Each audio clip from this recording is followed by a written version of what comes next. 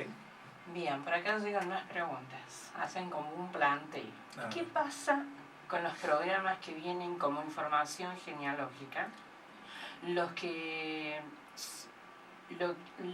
sí los quieren desactivar, ¿por qué no quiere ya que el pasado lineal lo condicione? Claro, perfecto. Lo que, es decir... Sigue la... Perdón. digamos, como una reflexión. Sí, ¿no? perfecto. Dice, como aborda Pablo ese resignificar el pasado, para que cada persona le dé una nueva versión. ¿Qué es el paradigma al que vamos? ¿O cuál es el paradigma al que vamos? ¿Sí? Bueno, por acá después lo vamos a decir. Tengo que, bueno, listo. Por acá. La primera parte. Sí. Los programas que... tengamos en cuenta que el árbol genealógico es una forma metafórica de explicar algo que no podíamos explicar fácticamente. Sí. ¿Ok? Yo, como vos sabés, si nos conocimos en una conferencia mía de árbol genealógico, sí. El árbol genealógico es una forma de metáfora de explicar cómo funcionan los programas, pero en realidad el programa es una percepción que tiene un mismo clan de una situación y todos utilizan el mismo programa. No es que mi mamá me pasó el programa de tal, es que la percepción en esa familia de tal situación es esa y utilizan esta herramienta. Claro. ¿Okay? Si lo usan con ellos es porque es válido. Claro, porque es lo único que aprendí, es decir, si yo estoy con mamá y papá y yo veo la forma en que se manejan ellos, indudablemente como para un niño un papá y una mamá son los mejores machos alfa y beta, sí. Ellos van a copiar todo. Aparte que indudablemente que hay una información, ¿no? Pero lo que se toma es la creencia. Yo uso el mismo programa que usaba mi papá. Es una distinción importante porque es decir, si yo digo este programa me lo dio mi papá, es distinto a decir yo uso el mismo programa que mi papá, porque la primera frase tiene implícito que me lo dio él y que no es responsabilidad mía. En la segunda afirmación tengo pleno poder, porque de hecho, si hubiera sido que me lo da mi padre, yo lo vengo usando durante 41 años. En algún punto ya es mío. Por tanto, la referencia al pasado estuvo bueno en un momento, fue funcional, pero ya no. Ya no. ¿Okay? Papá y mamá solamente fueron dos herramientas que utilizó el vacío para que yo viniera a la vida, porque tengo un potencial a desarrollar con un propósito previo. En tanto yo comprenda que mi propósito no viene de papá y mamá, sino que viene de mi vacío, de esa esencia, ese cambio de percepción me va a hacer ver la vida de otra forma, porque una de las grandes creencias que tenemos es pensar que primero hay vida y luego propósito. Vengo a la vida y empiezo a probar. En realidad, para haber venido a la vida, primero hubo un propósito. ¿Okay? Y si yo hago este juego, digo, papá y mamá para venir también tuvieron un propósito, y empiezo a ir para atrás, y en algún momento de que empezó la vida tengo que sí o sí llegar a ese paradigma inicial que abrió la vida. ¿Okay? Por tanto, yo vengo del vacío, no vengo de papá y mamá. Papá y mamá fueron herramientas. Papá y mamá, como dice Alejandra Casado, no me generó el hígado, los riñones, el pulmón, no. ¿Okay? Simplemente son herramientas que tenían un propósito que yo viniera a la vida. Porque soy necesario, porque tengo un propósito. Entonces no le debemos la vida. Exactamente, porque los padres son no le debemos nada. Los padres son pregunta, sí. Los hijos son respuesta. Sí. Pasado es pregunta, futuro es respuesta. Si el pasado es pregunta y yo tengo una respuesta que se alinea con la pregunta porque no la puede cuestionar, porque es su vida, pasa a ser totalmente disfuncional. Claro. Porque papá y mamá se hacen una pregunta e hijo responde y modifica la percepción de la pregunta generada.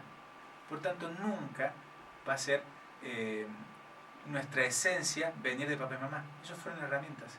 Claro. Cuando yo comprendo esto, yo puedo ver a mamá y papá sin carga. Cuando me desconecto. Claro, pero sin carga, pero lo podemos utilizar porque ellos no, es decir, no me tengo que alejar, tengo que integrar. Tengo que comprender que ellos estuvieron ahí para tal y que yo soy una respuesta que se hicieron ellos y empezar a trabajar mi vida desde autorreferencia, que no quiere decir no hablar ni estar con mamá y con papá, no estamos diciendo eso. No. Estamos diciendo de verle la vida.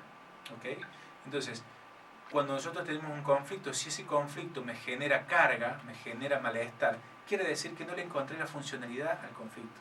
Y pensemos esto, y esto no le encontré el sentido. Claro, porque esto lo explica muy bien Alejandra Casado, que es es el ejemplo donde lo estoy tomando, ella dice, tomemos esto como una pila.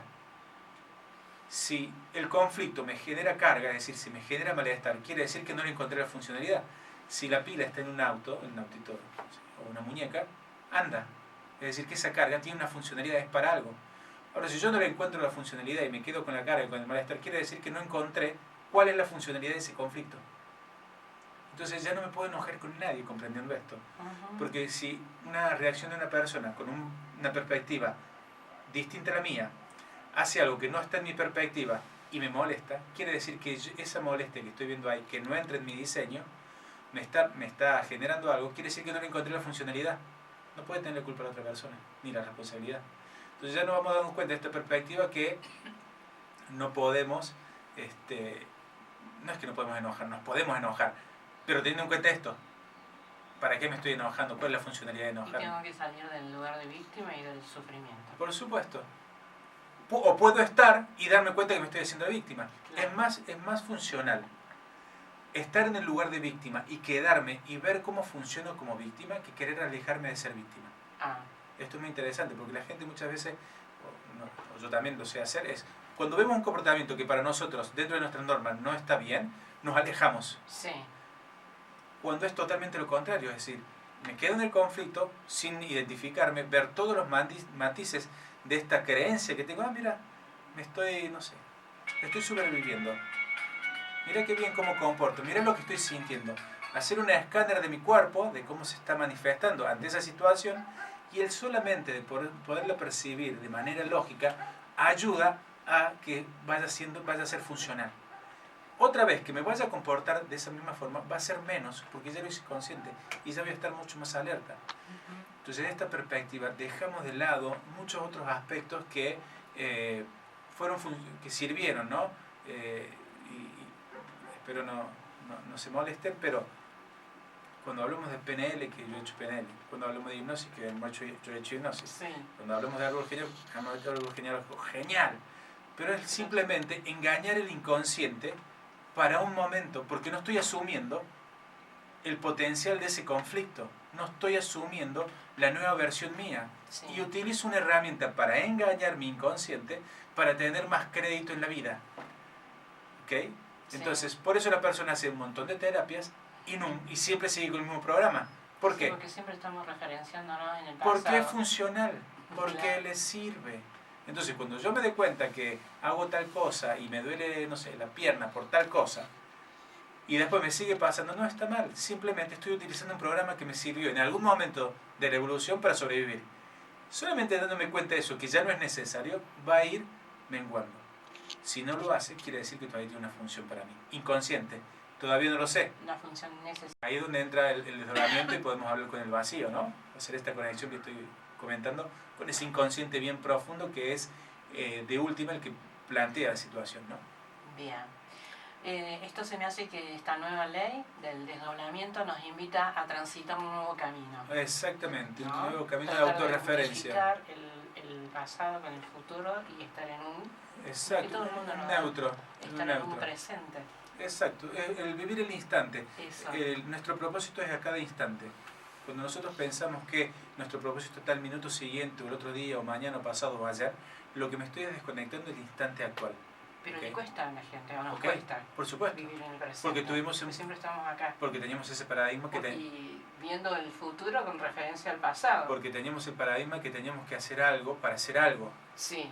Porque la gente no se da un crédito en su vida para sentirse mal.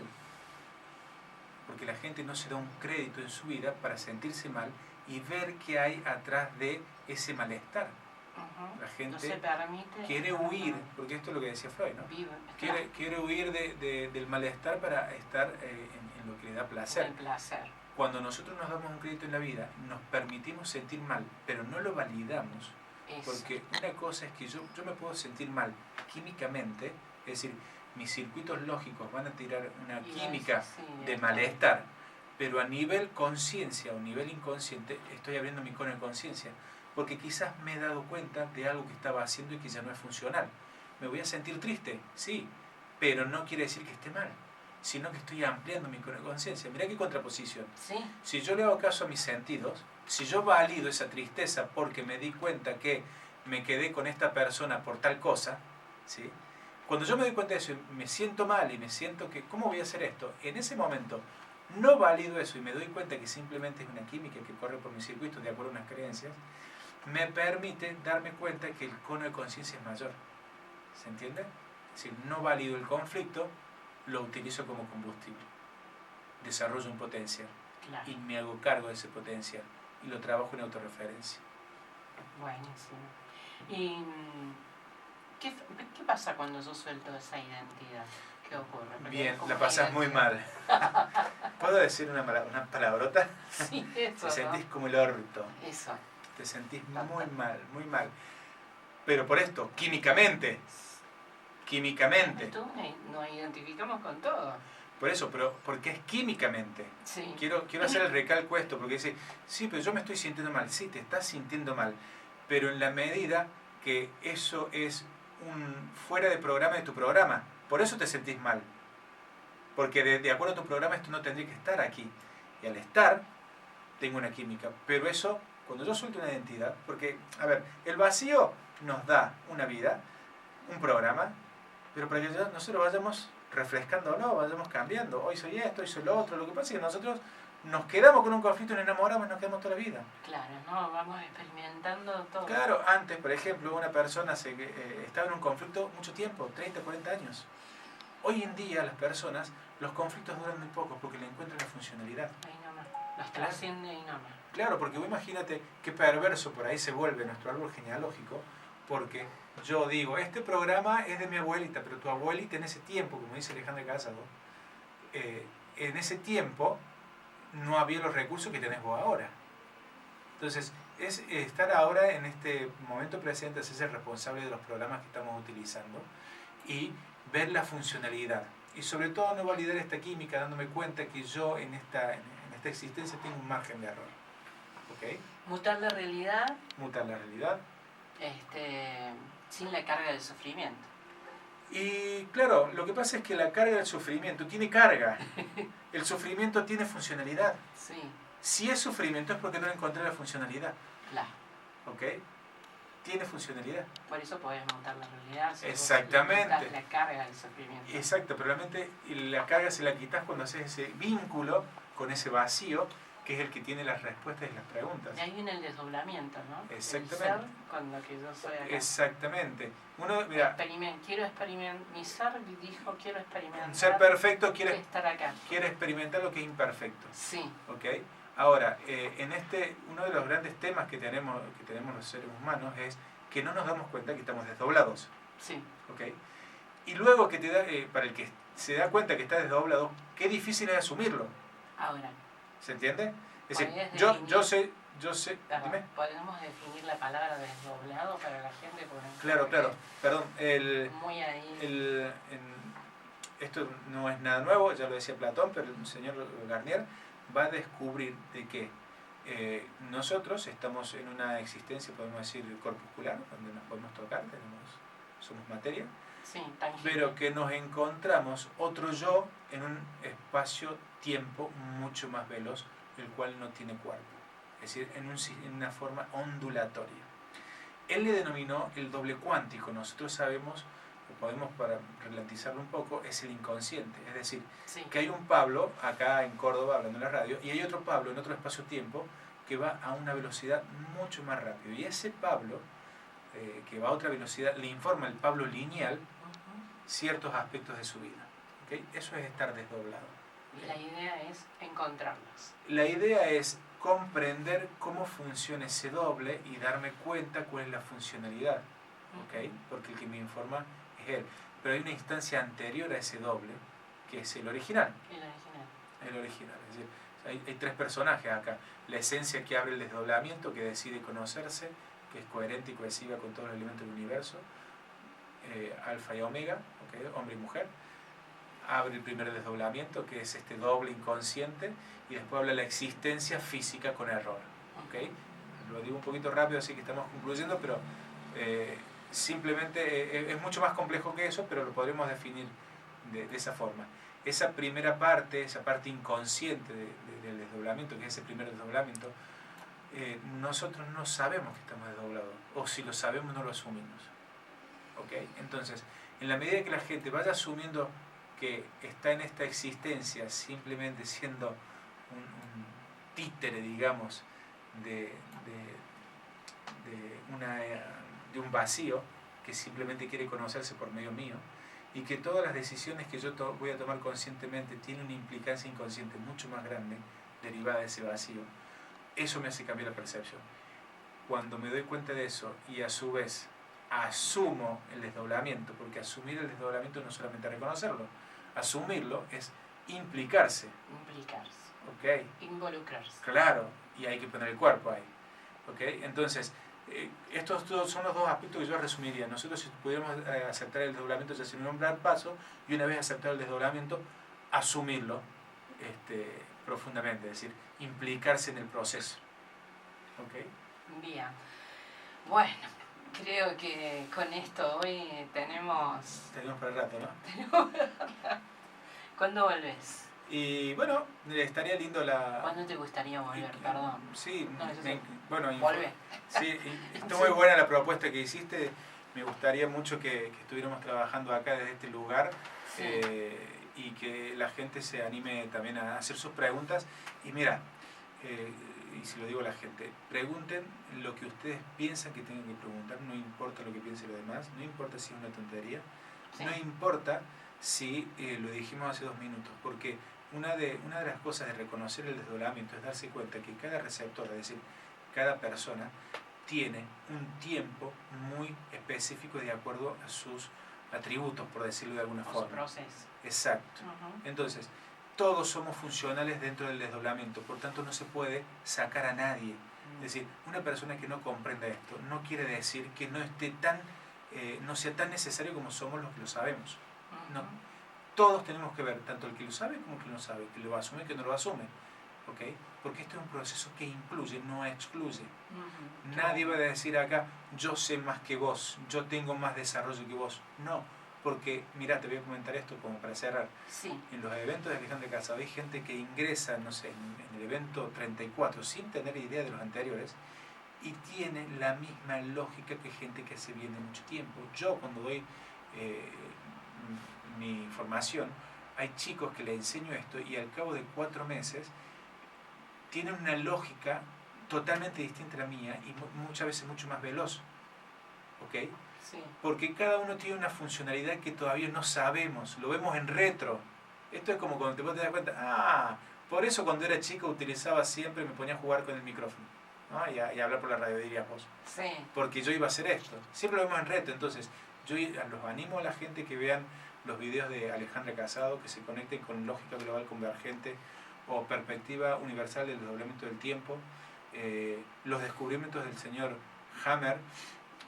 Los invito a que vean videos, si lo empiezan a ver y no lo entienden, no importa, y si los ven y no lo entienden y no les interesa, lo dejan automáticamente, está todo bien, porque cada uno tiene un tiempo distinto.